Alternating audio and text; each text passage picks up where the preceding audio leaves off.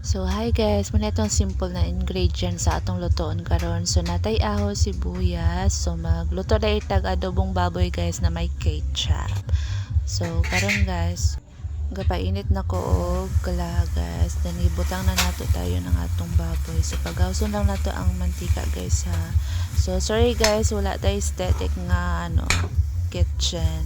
So mo ni guys, okay na ni siya hantod nga manggawas na jud ang iyahang singot mantika diya.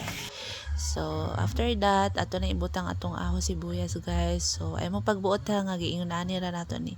As long as kung unsay inyohang available na mga ingredients, so muna na ibutang guys. So ato na siyang pakalutuan guys ha.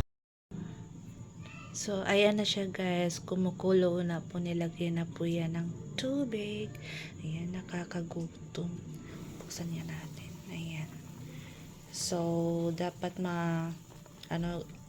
yung tubig guys.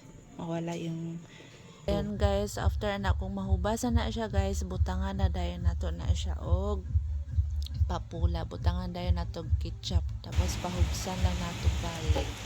So, muna na siya guys. Hapit na dyan na maloto. So, butangan natin nagsili diha para halang food. Then, muna na siya. Okay, na siya hapit mahubas guys.